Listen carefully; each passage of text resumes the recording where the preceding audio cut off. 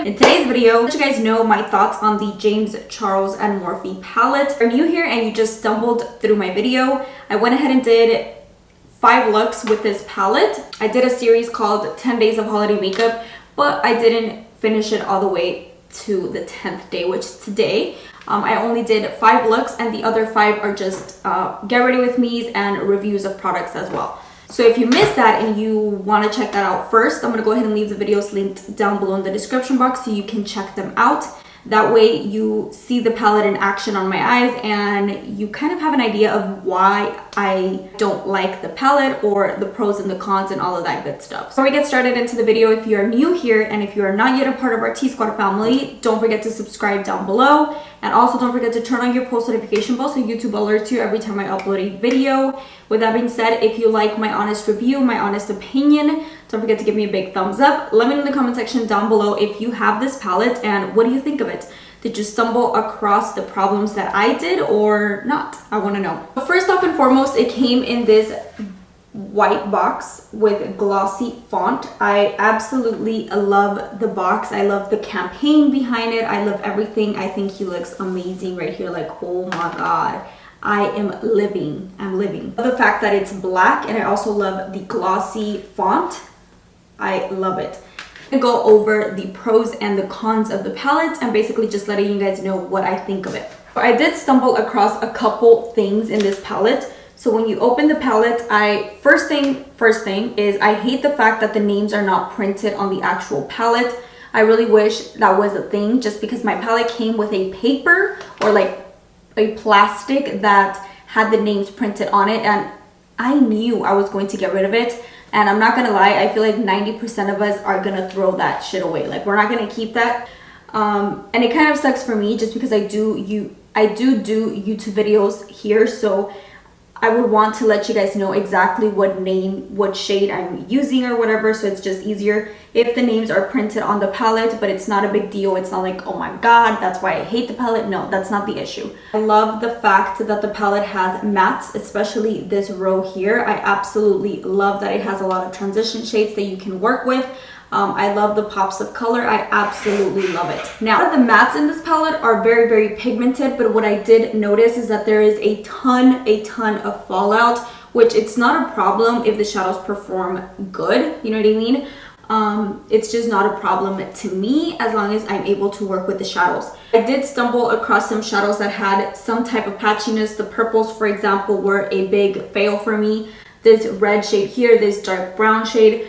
I feel like in my tutorials, you guys were definitely able to see what shadows I had problems with. So another thing that I'm going to mention is that a lot of the shimmery shadows, I want to say all of them except for like 2.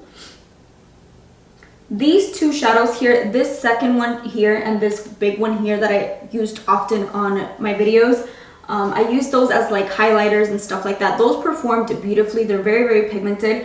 I had no type of problem.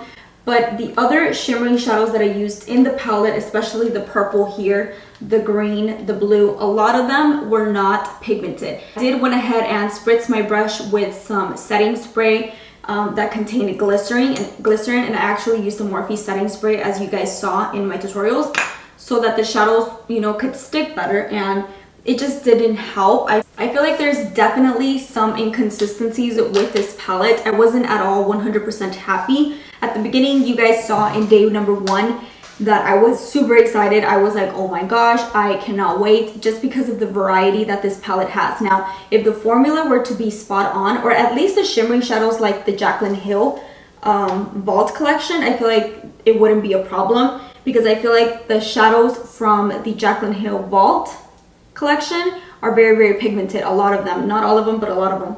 But I feel like Morphe in general always has inconsistencies in their shadows, and no shade. I love Morphe. I love a lot of their shadows. I always buy something from them when something launches. Do I think it's a beautiful palette? Yes. Do I think that the matte shadows perform good? Yes. They could be a little bit better, because I did experience some type of patchiness throughout the palette, but it wasn't the worst.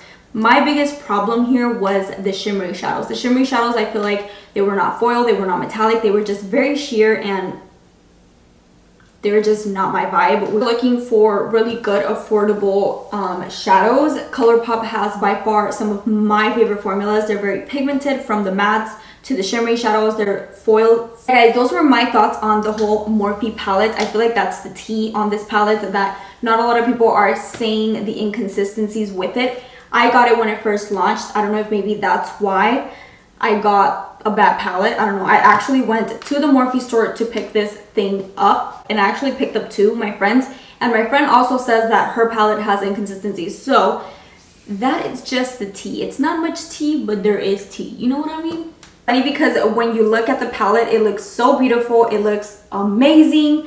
I love the whole color scheme and the concept behind it. I think it's genius. If the shimmery shadows were to perform badass, I feel like I would be in heaven, because this is a palette that I feel like everybody needs in their collection. Now, after having so much issue with the shimmery shadows not performing well and some of the mattes being really patchy, I will not recommend this at all. Like, I just do not think that you need this palette in your life. Let me know what you think. Let me know if you experienced this type of issues with the palette. But yeah, guys, that was my review on the James Charles palette. Like I said, this is not like a full-on dedicated review. If you want to see the palette in action, I do have 5 videos that I did using the palette. I feel like day 5 was like my favorite and the best out of all of them. But other than that, if you have the money and you love makeup, why not purchase it? Why not? Check it out for yourself. Let me know what you think. And with that being said, I will catch you guys in my next video very soon. Bye, guys.